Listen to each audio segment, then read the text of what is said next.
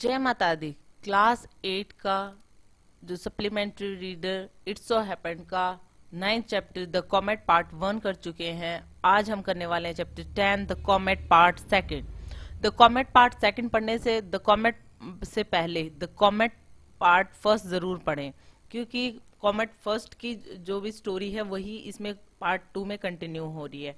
Part 1 में हमने क्या क्या देखा था कि सबसे पहले मिस्टर दत्तादा के बारे में पढ़ा था। दत्तादा जो है उनकी वाइफ का नाम इंद्रानी देवी है, और वो किस तरीके से एक कोई भी कॉमेट एक नए एस्ट्रोनॉमर हैं और जो कि एक नए कॉमेट के इंतजार में होते हैं। एट लास्ट वो एक कॉमेट ढूंढ भी लेते हैं जिसका नाम बाद में रखा जाता है कॉमेट दत्तादा, कॉमेट दत्ता। देन वो कॉमेट आफ्टर 10 मंथ्स वो कोलाइड होने वाला होता है अर्थ से। उससे बचने के लिए दो जो लोग होते हैं वो एक सीक्रेट मीटिंग रखते हैं। वन का नाम फर्स्ट का नाम होता है James Forsythe and second one is John Macpherson. James जो है वो एक साइंटिस्ट है और जॉन जो है वो डिफेंस साइंस एडवाइजर है। ओके और इन दोनों को मिलाने के लिए मतलब जेम्स को जॉन तक पहुंचाने के लिए एक जो है वो एक पर्सन होते हैं जॉनसन, जो कि सिक्योरिटी ऑफिसर होते हैं। उनका नाम आता है पार्ट 1 में। अब इस तरीके से मीटिंग हो जाती है, लेकिन कहीं ना कहीं जॉन मैकफर्सन को ऐसे लगता है कि हम दो पर्सन इनफ नहीं है इस जो कोलाइड होने वाला है, जो टक्कर होने वाली है 10 महीने के बाद में जो कॉमेट की अर्थ के साथ में, इसको रोकने के लिए हमें और लोगों की जरूरत है। तो वो एक इंटरनेशनल कॉन्फ्रेंस रखना चाहते हैं जिसमें वो और भी इंटरनेशनल एक्सपर्ट्स को बुलाना चाहते हैं। सो वो रखना चाह रहे हैं। और एट द एंड हमने पार्ट 1 में यही पढ़ा था कि जॉन मैकफर्सन जो हैं वो डिटेल्स तैयार करने लग गए हैं। कहीं ना कहीं जेम्स फोर्सिथ को लग रहा था कि ये मीटिंग एक वीक में नहीं हो सकती है, लेकिन जॉन मैकफर्सन इस पे वर्क करना शुरू कर देते हैं। अब पार्ट 2 का फर्स्ट पार्ट हम देखने जा रहे हैं चैप्टर का। Duttada is invited to the secret conference. और ये जो सीक्रेट कॉन्फ्रेंस होने वाली है, इस कॉन्फ्रेंस के बारे में कोई किसी को नहीं बताएगा। ये सीक्रेट कॉन्फ्रेंस है और इसमें दत्तादा भी बुलाए जाते हैं। How to change the course of comet Datta in the scientist hidden agenda. और ये साइंटिस्ट जो हैं ये सारे जो कि सीक्रेट कॉन्फ्रेंस करने वाले हैं, ये किस तरीके से जो कॉमेट दत्ता है, जिस कॉमेट का नाम रखा गया था दत्ता, उसको कोलाइड होने से बचाएंगे अर्थ से। ओके तो इस मतलब या फिर उसका पाथ चेंज करना चाह रहे हैं या जो भी करना चाह रहे हैं, वो बचाना है अर्थ को कोलाइड होने से, उस कॉमेट कोलाइड ना करे, उसका पाथ चेंज करना है। Duttada and the defence adviser became close friends and share a secret. अब देखो कि दत्तादा और डिफेंस एडवाइजर कौन होते हैं, जॉन मैकफर्सन। तो इन दोनों के बीच में एक फ्रेंडशिप हो जाती है और वो एक सीक्रेट शेयर करते हैं बाद में। तो वो क्या है, ये तो सिर्फ हेडलाइंस थी, हम जब पूरा चैप्टर पढ़ेंगे हमें और अच्छे से समझ में आएगा। तो शुरू करते हैं part 1। Part 1. By the time they finished their deliberations and Sir John dropped him at his hotel off Regent Street, it was 1 a.m. अब क्या होता है कि जैसा कि सर जॉन ने कहा था वैसा ही सर जेम्स को छोड़ने के लिए वो रेजेंट स्ट्रीट में जाते हैं 1 AM, मतलब सुबह के 1 बजे उनकी मीटिंग खत्म होती है, तब वो उन्हें होटल में छोड़ने के लिए जाते हैं जेम्स को। There was hardly any crowd on the street, but when James looked up from his window, a cast night sky greeted him. और इस तरीके से जो है क्राउड तो वो बहुत कम था, क्योंकि सुबह सुबह 1 बजे तो सब लोग सो रहे होते हैं, इस टाइम पे तो मोस्टली क्राउड होता भी नहीं है। तो जेम्स जो है वहां पे कोई क्राउड तो नजर नहीं आता, लेकिन वो अपनी विंडो से बाहर देखते हैं तो जैसा ऐसा लगता है जैसे स्काई जो है वो ग्रीट कर रहा हो। मतलब काफी रात हो चुकी थी, सुबह के 1 बजे की बात है, आधी रात की बात है। Somewhere among us these stars were comet Datta heading for a collision with the earth। और उनको लग रहा है कि इन्हीं स्टार्स में से एक कहीं ना कहीं कॉमेट दत्ता है, क्योंकि वो भी एक स्टार की तरह ही दिख रहे हैं और वो तैयारी में बैठे हैं कि कॉलिजन करना है उनको अर्थ से। आने वाले 10 महीनों में वो इतने पास आ जाएंगे कि वो कॉलिजन करेंगे अर्थ से। It was hard to believe the calamity of the future on such a peaceful night. और ऐसी जो शांत भरी जो रात है, इसमें ये बिलीव करना मुश्किल हो रहा है कि 10 महीने बाद में ऐसा कुछ होने जा रहा है। For a moment James wondered if he had done his sums right. एक मोमेंट के लिए तो जेम्स को लगा भी था कि उसने अपने सम्स वगैरह जो कैलकुलेशन है वो राइट तो की है ना, कि मतलब 10 महीने में ही और ऐसा कुछ होने जा रहा है। Whatever doubt James may have had about Sir John's efficiency were quickly dispelled when he reported for the conference and found that all the experts listed by him were there. अब ये सब कुछ सोच रहे थे, लेकिन ये तो एक साइड थी, लेकिन जो जेम्स जो थे वो उनका जो डाउट है वो एकदम क्लियर हो जाता है जब उन्हें ये पता चलता है कि सर जॉन की कितनी मतलब उनका वर्क एक्सपीरियंस एफिशिएंसी देखते हैं कि जो उनको इम्पॉसिबल वर्क लग रहा था कि 7 दिन के अंदर इंटरनेशनल कॉन्फ्रेंस एक्सपर्ट्स की करना मुश्किल हो जाएगी, लेकिन यहाँ पे उन्होंने सब लोगों को जो जो उन्होंने जो नाम लिस्ट डाउन किए थे तो उन सबको, उन सारे एक्सपर्टेड को, पूरी जो लिस्ट में जितने भी थे वो सारे आ चुके थे वहां पर। तो ये सब कुछ देखकर जेम्स को काफी ऐसा होता है कि एकदम कि ये कैसे हो सकता है, तो उनको भी ये होता है कि हाँ सर जॉन ने बहुत अच्छा काम किया था। Astronomer, computer scientist, nuclear physics और space technologist, biologist, all were there. मतलब कि जो भी वहां पर थे, जो भी एक्सपर्ट थे, एस्ट्रोनॉमर थे, मतलब जो भी मून स्टार्स के बारे में पढ़ते हैं, कंप्यूटर साइंटिस्ट थे या फिर न्यूक्लियर फिजिक्स थे, वो सारे स्पेस टेक्नोलॉजिस्ट थे, सब वहां पर पहुंच गए थे जो जो एक्सपर्ट्स थे। And as sir John special invitee was present the man who had started it all, Manoj Dutta. और सर जॉन के जो स्पेशल इन्विटी जो थे मनोज दत्ता, जिसने ये सब कुछ शुरू किया था, दैट मीन्स खोजा तो इन्होंने ही था, तो इस कॉमेट के बारे में बताया इन्होंने ही था, तो ये जो स्पेशल इन्विटी जो थे वो मनोज दत्ता थे। The conference lasted 1 week and went on under total cover of secrecy.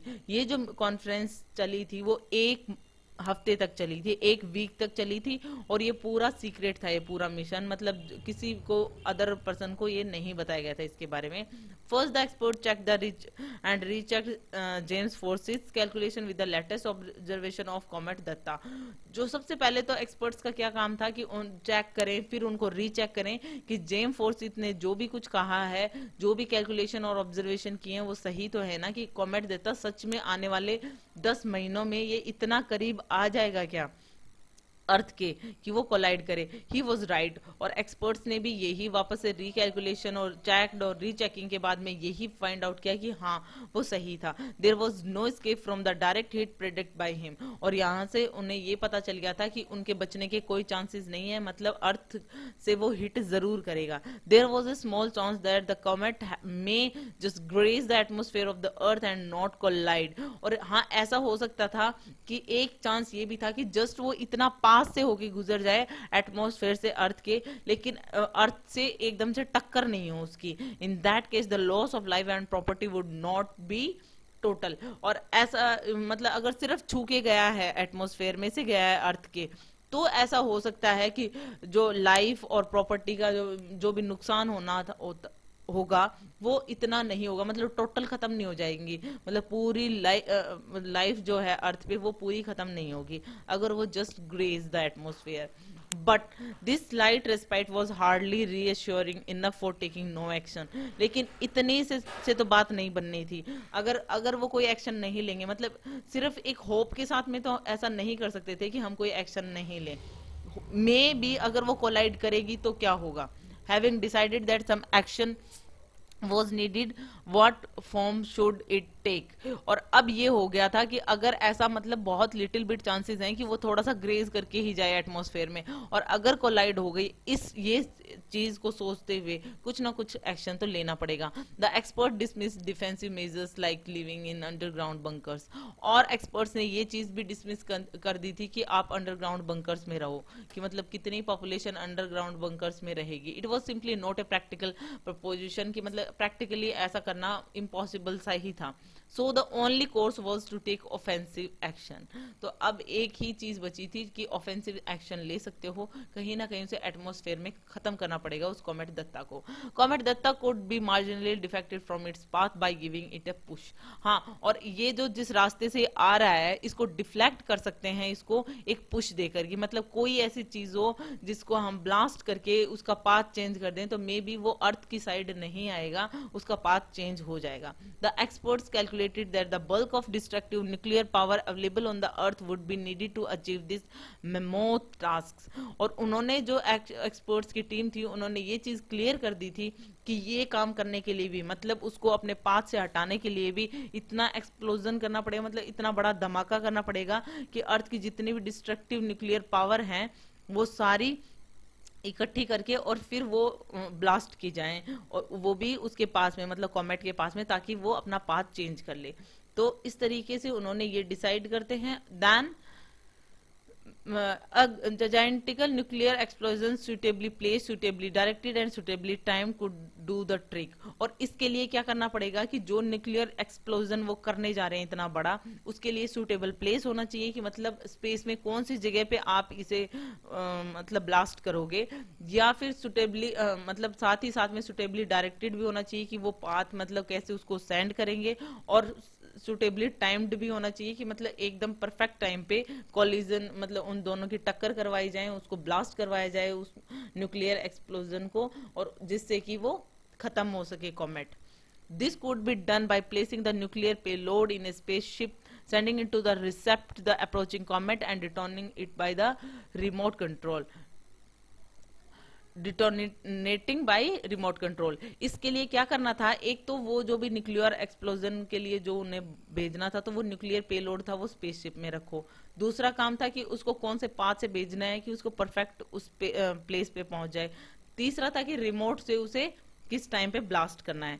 Success और failure secrecy must be preserve. और ये जो चीजें हैं वो सारी की ये हमारा काम जो है वो सक्सेस हुआ फेल हुआ ये सारा कुछ सीक्रेट रखना पड़ेगा, क्योंकि अगर लोगों को पता चल गया तो लोग पैनिक में आ जाएंगे। साथ ही साथ में सक्सेस और फेलियर का भी पता चल गया कि हमने ऐसा कुछ करने की कोशिश की थी, उसमें सक्सेस है या फेलियर है, दोनों ही चीजें हमें नहीं बतानी है। Finally A time table was drawn up for the operation which was called name project light brigade. अब यहाँ पे पूरा टाइम टेबल बनाया गया, और इसमें जरूर ध्यान रखोगे कि ये जो ऑपरेशन, ये जो सीक्रेट ऑपरेशन जो वो करने वाले थे, इसका नाम रखा था प्रोजेक्ट लाइट ब्रिगेड। और कुछ इंपॉर्टेंट डेट्स बनाई गई कि हम कब इसको यहाँ से स्पेसक्राफ्ट से भेजेंगे, कब इसको मतलब ब्लास्ट करना है, इन सब के लिए कुछ फाइनल किया गया। जैसे अक्टूबर 10, सबसे पहले अक्टूबर 10 को क्या करना था, डिस्पैच करना था। Dispatch the spacecraft with the payload unless by then the comet is already destroyed by natural causes और has changed its path due to unforeseen reasons. कि उन्होंने ये सोचा था कि अक्टूबर 10 तक अगर कॉमेट अपने आप अपना पाथ चेंज कर लेता है कोई अदर रीजन की वजह से, या डिस्ट्रॉय हो जाता है कोई नेचुरल कॉजेज की वजह से, तो उन्हें कुछ करने की जरूरत ही नहीं है। अगर ये दोनों चीजें नहीं हुई तो अक्टूबर 10 को वो डिस्पैच कर देंगे स्पेसक्राफ्ट को, जिसमें वो सारा एक्सप्लोजन का सामान होगा, मतलब कि वो सारा पे लोड करके भेज देंगे, न्यूक्लियर पेलोड जो है वो डिस्पैच कर देंगे अक्टूबर 10 को। फिर नवंबर 15 की डेट प्रिपेयर हुई। नवंबर 15 को क्या करना था उनको, ये इसको हम कैसे पढ़ेंगे, rendezvous, rendezvous with the comet and detonation of the payload. कि मतलब किस तरीके से वो जो रोंडिवो मतलब मीटिंग प्लेस, ध्यान रखेंगे, रोंडिवो दैट मीन्स मीटिंग प्लेस। तो इसमें एक वो मीटिंग प्लेस भी फाइनल किया गया कि कॉमेट से कहाँ पे वो जो पेलोड है वो कहाँ पे मिलेगा, और तब वो ब्लास्ट करना है। कि कहाँ पे एक स्पेसिफिक प्लेस भी तो होनी चाहिए, अदरवाइज वो जो आ रहा है अप्रोच कर रहा है तो हमें पता नहीं है ना कि पर्टिकुलरली आपको कहाँ तक भेजना है, तो उसके लिए भी सारी चीजें फाइनलाइज करनी पड़ती है। तो नवंबर 15 को ये चीज वो कर लेंगे कि कहाँ पर उसको स्पेसिफिक प्लेस पे पहुंचाना है ताकि वो उस कॉमेट को ब्लास्ट कर सके। अब नेक्स्ट जो डेट थी वो दिसंबर 15 की थी। इफ द एक्सपेरिमेंट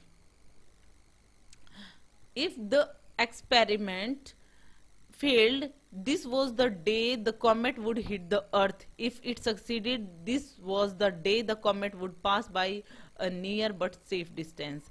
कि ये दिसंबर 15 वो डेट थी जिसमें अगर ये एक्सपेरिमेंट फेल हो गया, मतलब नवंबर 15 को दैट इज द रोंडिवो मतलब मीटिंग प्लेस आपने फाइनल कर दिया, और उसके बाद में उसको डिटोनेशन कर दिया, उसको ब्लास्ट कर दिया, सेटिंग इट ऑफ, और जो भी था वो सारा कुछ करके देख लिया, और अगर दिसंबर 15 वो लास्ट डेट थी कि अगर आपका एक्सपेरिमेंट फेल हो गया तो कॉमेट जो है वो अर्थ को हिट कर देगा। और अगर ऐसा हुआ तो this was the day the comet would pass by an near but safe distance, और हो सकता है कि मतलब हिट नहीं करेगा तो वो एक सेफ डिस्टेंस से वहां से निकल जाएगा। तो ये सब डेट्स फाइनल हुई। The success of the experiment depend on how massive the comet was. तो ये सक्सेस किस पे डिपेंड करती थी इस एक्सपेरिमेंट की, कि कॉमेट कितना मैसिव है, कितना भारी है, कितना मतलब उसको ब्लास्ट करने के लिए क्या क्या चीजों की जरूरत पड़ेगी और कितने अमाउंट में। Nobody could estimate, everybody hope that it was not very massive. सब लोग, कोई भी उसको एस्टिमेट नहीं कर पा रहा था कि कितना वो मैसिव है, बस हर कोई होप कर रहा था कि वो ज्यादा मैसिव ना हो। Do you think we will succeed, Dutta da asked John McPherson for his opinion. अब दत्ता दा सर जॉन मैकफर्सन से पूछते हैं कि क्या तुम्हें लगता है कि हम सक्सेस होंगे इस चीज में। During the week the two had developed considerably affinity for each other. और इन 2 वीक्स में जब ये मीटिंग वगैरह चल रही थी, 1 वीक मीटिंग, उसके बाद में भी दत्ता दा वहां पे रुके थे, तो उसमें वो जो उन दोनों के बीच में काफी मतलब एक दूसरे के साथ में वो होते हैं ना, एफिनिटी का मतलब कि लाइकिंग डेवलप हो गई थी, कि एक दूसरे को वो लाइक करने लगे थे, कि अच्छी फ्रेंडशिप सी हो गई थी उसमें। Mister Datta, I will give you an honest answer. तो जॉन मैकफर्सन रिप्लाई में क्या कहते हैं, जब दत्ता दा ये पूछते हैं कि आपको लग रहा है कि हम ये इसमें सक्सेस होंगे, तो वो क्या कहते हैं कि आई will give you an honest answer, मैं तुम्हें एक सही आंसर देने जा रहा हूँ, ऑनेस्टली, ईमानदारी से। I am not buying any Christmas present till दिसंबर 15। मतलब कि मैं कोई दिसंबर 15 तक कोई क्रिसमस प्रेजेंट नहीं लूंगा। मतलब 25 दिसंबर को क्रिसमस आता है, तो 15 दिसंबर तक मैं कोई गिफ्ट नहीं लूंगा किसी के लिए। क्यों नहीं लूंगा? क्योंकि 15 दिसंबर तक ये चीज फाइनल हो जाएगी कि वो अर्थ, हम अपने ऑपरेशन में सक्सेस हुए या नहीं हुए, या फिर वो अर्थ को कॉमेट जो है वो हिट करता है या नहीं करता है। तो ये सारी चीजें मतलब क्लियर हो जाएंगी। तो उन्होंने एक ऑनेस्ट आंसर दिया दत्तादा को। दत्तादा toured the British Isles of for 2 weeks after the conference, and he had a pleasant time visiting observatories and exchanging views with amateur as well as professional astronomers. 1 week तक तो वो conference चला था। Conference के बाद में दत्ता दा वहां पे रुके थे 2 वीक के लिए, और 2 वीक में उन्होंने काफी सारे ऑब्जर्वेटरीज से और मतलब प्रोफेशनल और एमेच्योर, मतलब जो प्रोफेशनल नहीं थे, उन सब एस्ट्रोनॉमर से काफी लोगों से वो मिले। On his return he was greeted by the inevitable vast crowd of friends, social leaders, students and the usual hangers on. और जब वो वापस आए अपने प्लेस पे, तब उनको वहां पे मतलब कैलकाटा में, तो वो उनको हर जगह पे क्राउड ही क्राउड था। मतलब फ्रेंड्स वगैरह थे, स्टूडेंट्स थे, यूजुअल हैंगर्स ऑन, मतलब कि ऐसे लोग जो आपको सडनली लाइक करने लग जाते हैं जब आप हीरो बन जाते हो।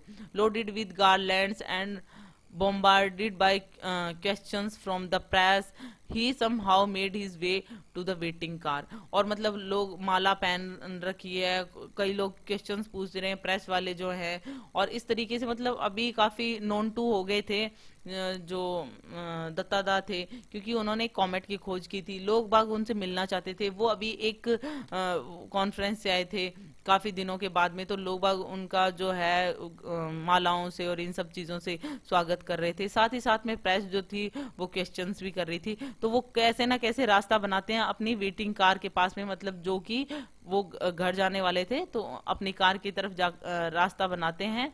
अब पार्ट 2 देखते हैं। अब इस चैप्टर कॉमेट पार्ट सेकंड का, ये जो चैप्टर का पार्ट 2 है, Duttada returns home to a warm welcome and a ceremony which is not a scientist delight.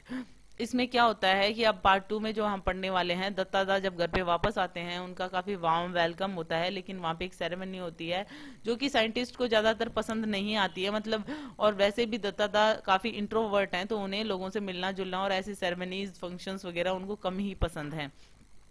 A secret communication send him rushing to the local sweet shop. और एक secret communication होता है किसी पर्सन से उनका, जिसको वो कम्युनिकेशन के बाद में वो लोकल स्वीट शॉप पे जाते हैं।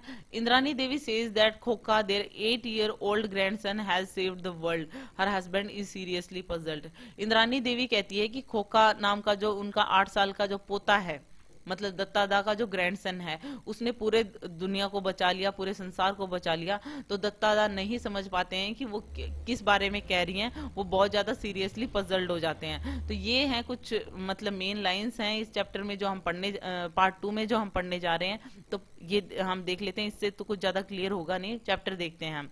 Arriving home he found another crowd gathered under a pandal. अब क्या होता है कि इस तरीके से जो लोग होते हैं, जो काफी गार्लैंड्स वगैरह लेकर खड़े होते हैं, काफी भीड़ भाड़ से वो मुश्किल से कार तक पहुंचते हैं, और जब घर आते हैं तो घर में भी वही सेम क्राउड इकट्ठा हो रखा है, लेकिन एक पंडाल बनाया गया है। पंडाल का मतलब होता है कि जैसे टेंट वेंट बना के रखते हैं उस तरीके से।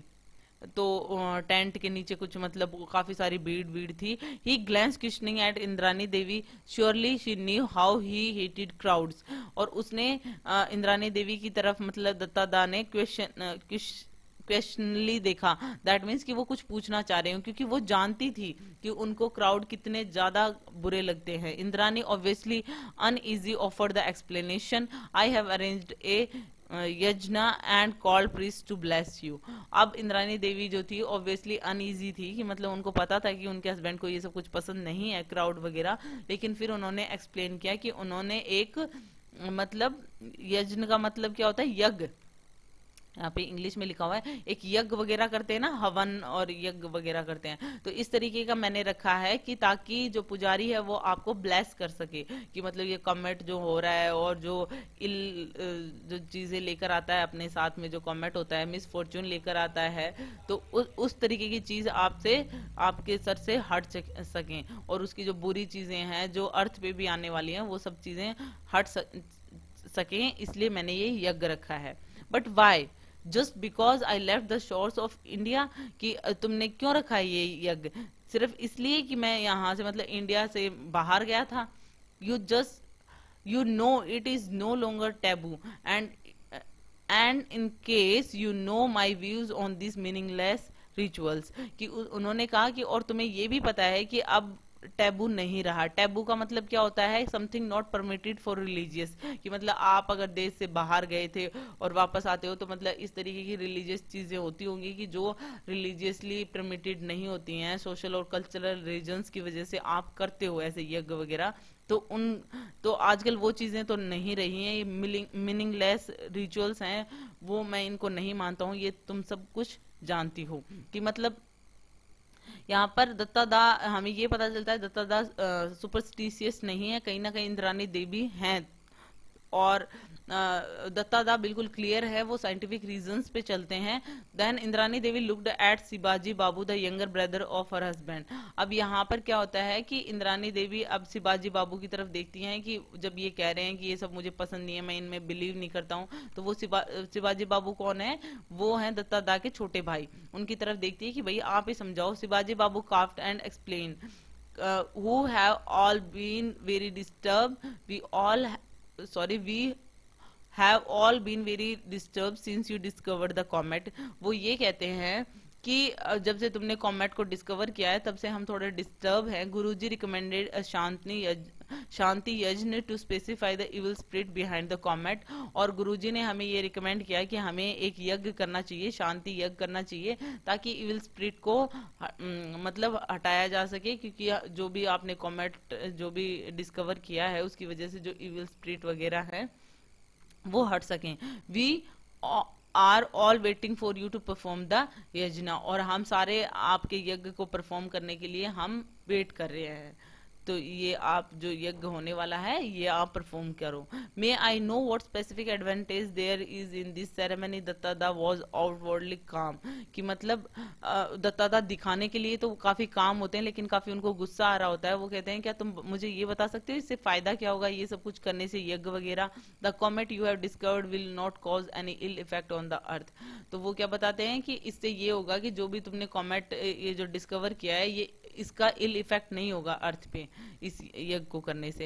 At this remark Duttada blew up, don't you know that this is all superstition. मतलब ये सुनते ही एकदम से वो गुस्से में भड़क जाते हैं और वो कहते हैं तुम्हें पता नहीं है सब कुछ अंधविश्वास है, ये मतलब ये सब कुछ करने से अर्थ पे होने वाला इल इफेक्ट को तुम कैसे रोकोगे जो कमेंट करने वाला है। It could be condensed in the olden times when man did not know what comets were, not so in modern times. वो कहते हैं ये उस टाइम पे होता था जब लोगों को ये पता ही नहीं था कि कॉमेट्स होते क्या हैं। अब भाई साइंटिस्ट हैं, उनको ये पता है कॉमेट्स क्या होते हैं, किस तरीके से स्पेस में होते हैं, अगर ये अर्थ को इम्पैक्ट कर किसी तरीके से इफेक्ट डाल रहे हैं तो वो किस वजह से डाल रहे हैं, नहीं डाल रहे हैं तो क्यों नहीं डाल रहे हैं, मतलब सब कुछ जानते हैं। तो इन मॉडर्न टाइम्स ऐसा कुछ नहीं है कि तुम यज्ञ वगैरह करोगे और उससे इल इफेक्ट जो होता है उसका खत्म हो जाता है, या फिर इल इफेक्ट होता है कॉमेट का कुछ।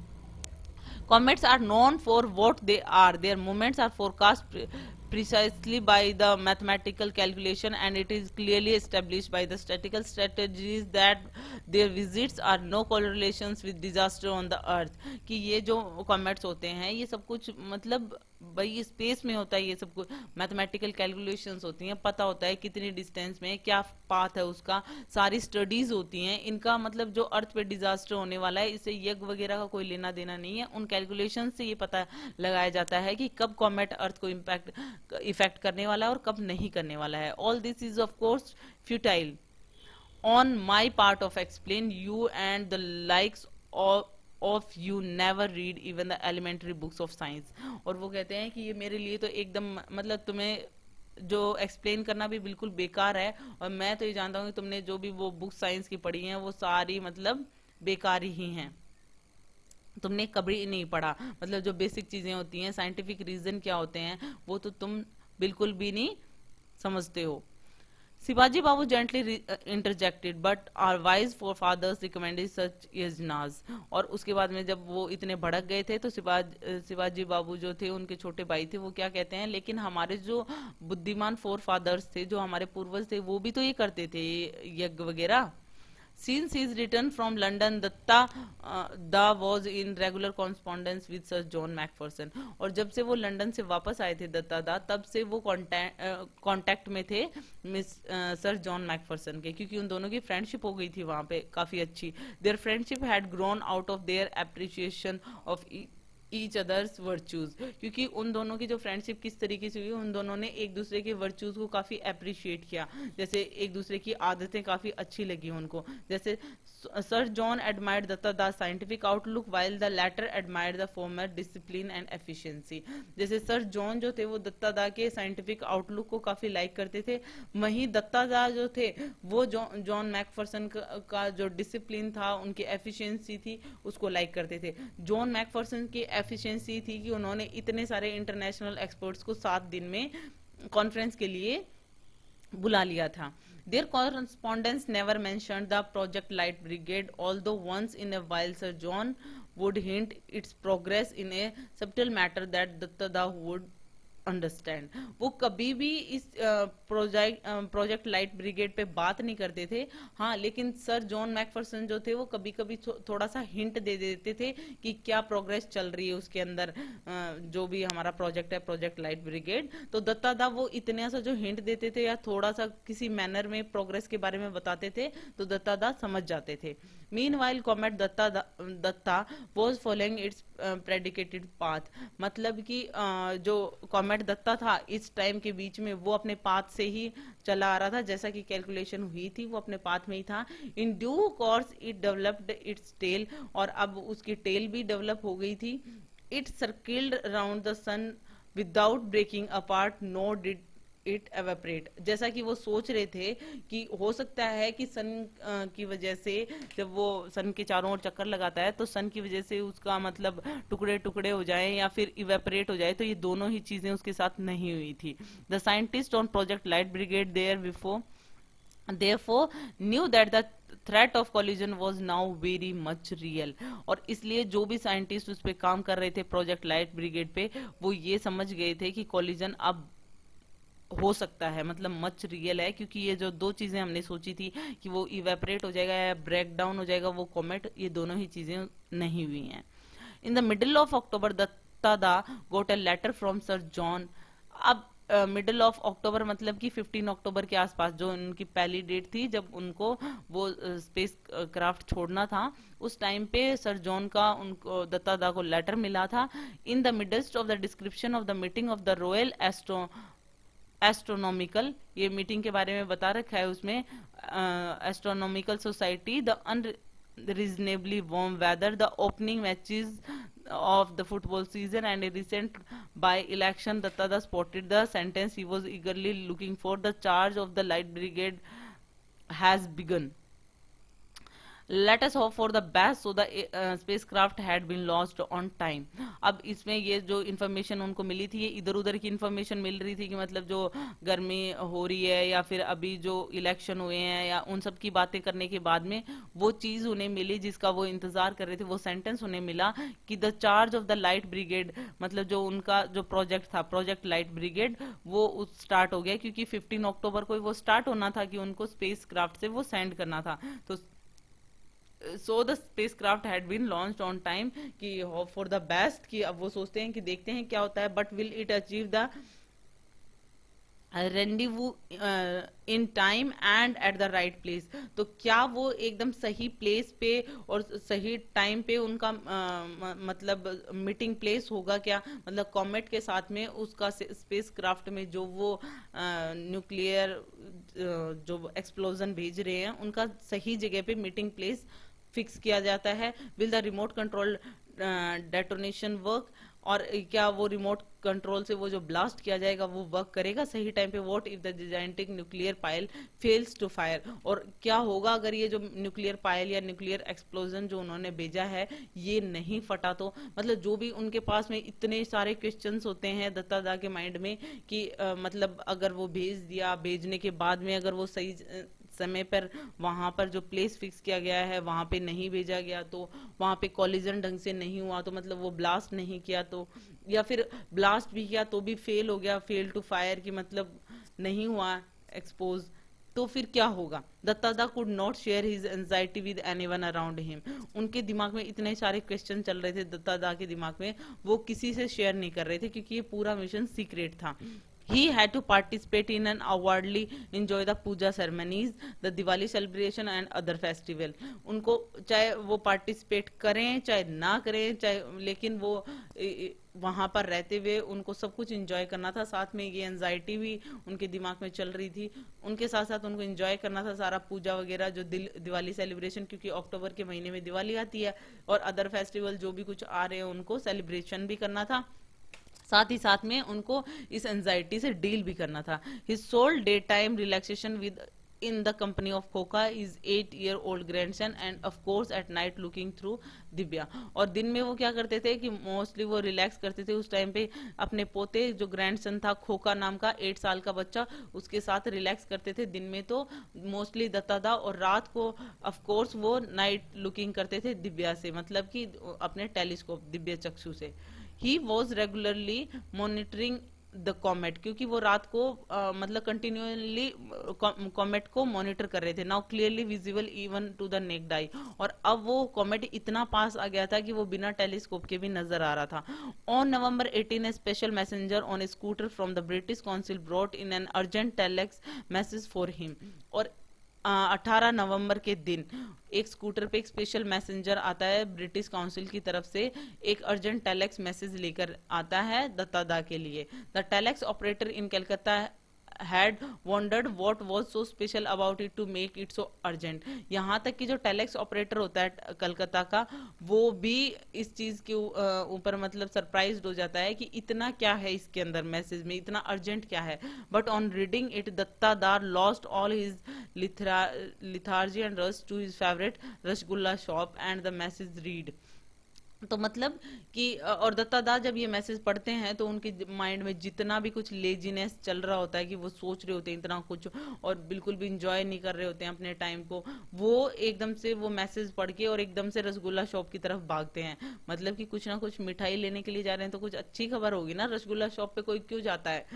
तो उस मैसेज में क्या लिखा हुआ था, I am confident now of buying my Christmas gifts on December 15 John Macpherson की तरफ से ये आया था, और इसमें ये लिखा हुआ था कि अब मैं कॉन्फिडेंट हूँ कि मैं 15 दिसंबर को अपने क्रिसमस जो गिफ्ट हैं वो खरीदने वाला हूँ।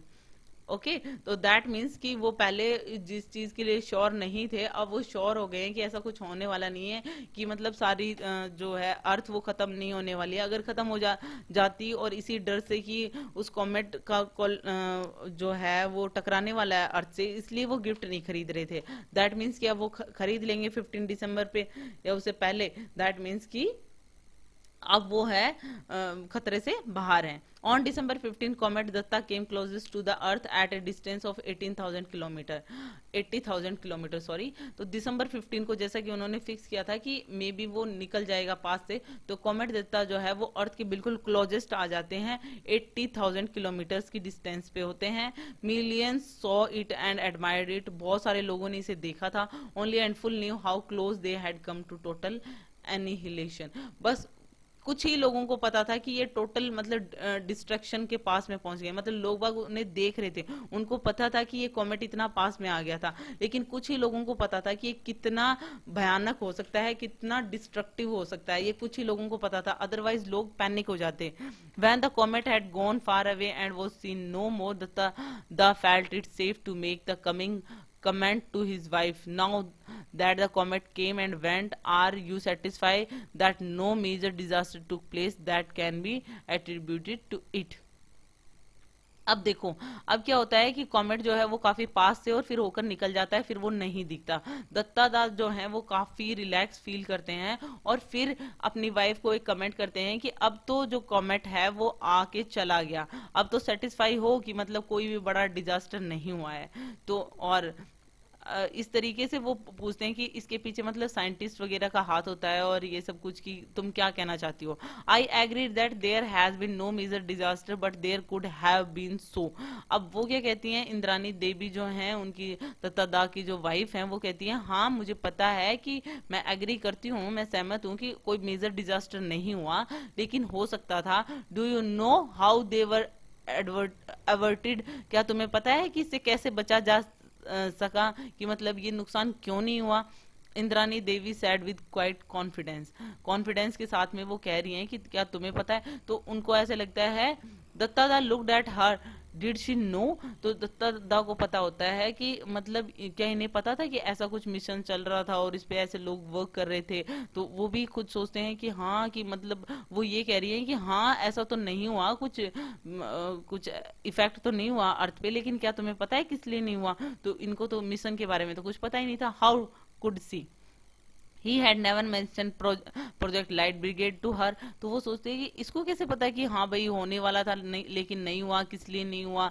तो इसको तो मैंने कभी प्रोजेक्ट लाइट ब्रिगेड के बारे में कभी बताया ही नहीं था।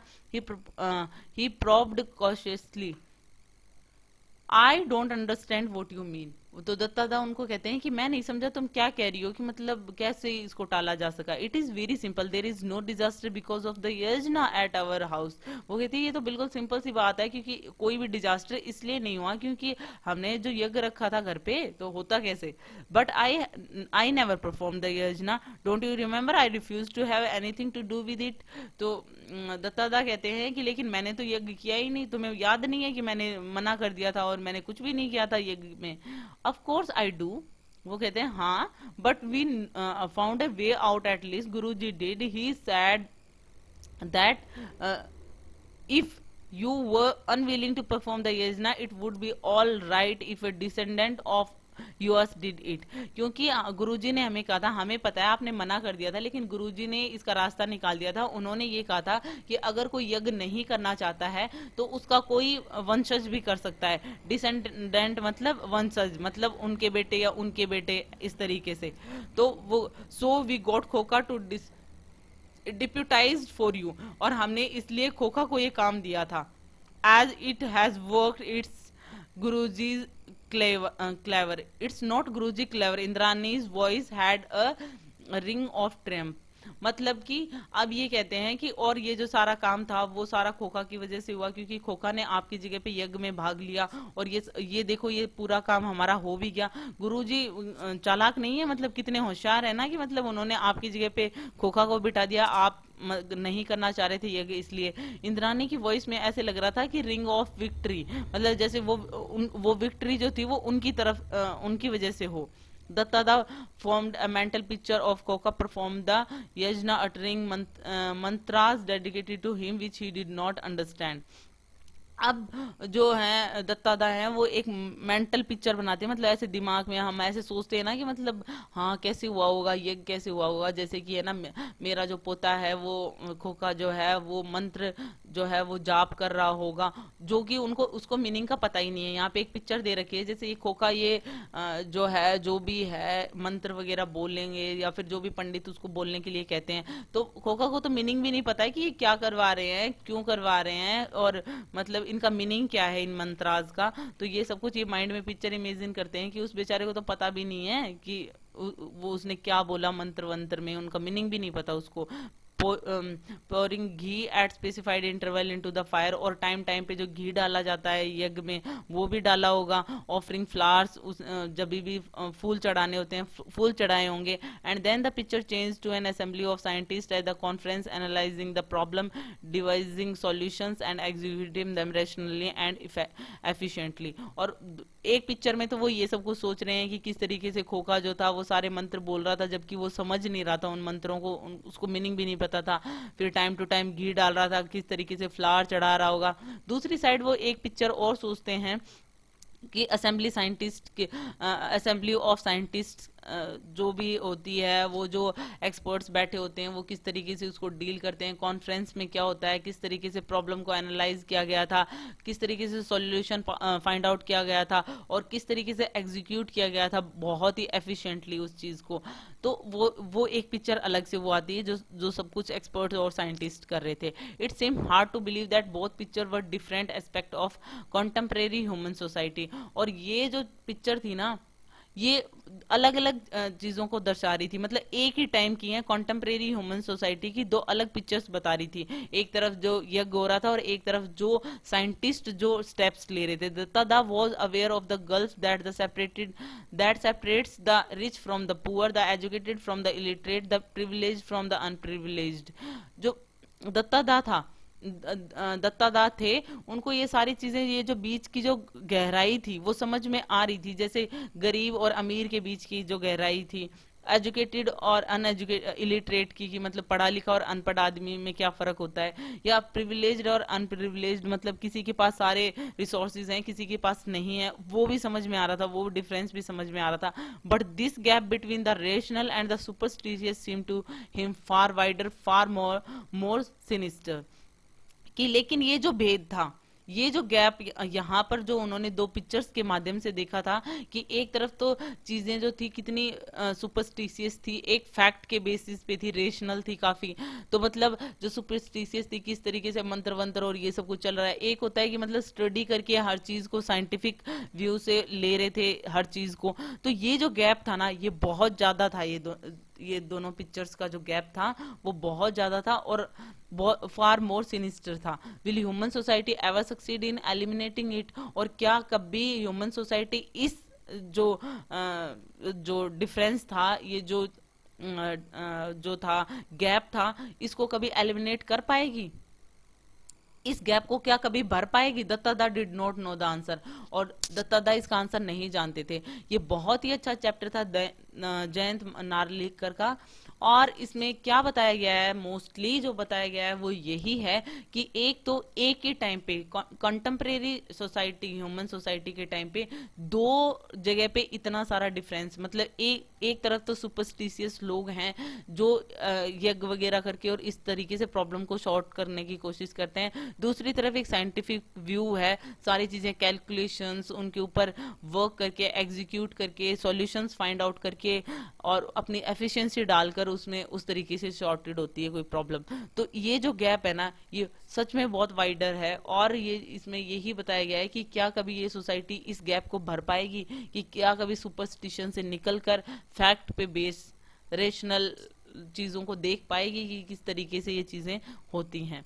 तो वो इस चैप्टर में यही चीज समझाई गई है कि इसमें ये जो साइंटिस्ट जो कर रहे थे, इसके अलावा जो खोखा कर रहा था ना, तो उनकी वाइफ के लिए वो ज्यादा इंपॉर्टेंट था, और खोखा की वजह से ही ये कोलाइड जो होने वाला था उसको रोका गया है। ये चीज उसे समझ में नहीं आ रही थी। दत्तादा जो थे, ये चीज देख कर कि ह्यूमन सोसाइटी में क्या हो रहा है, और इसका आंसर दत्तादा के पास में भी नहीं था। So it is all about it. Hope you like it. If you like it, please hit the thumbs up button, please please please like and subscribe the channel. So thank you.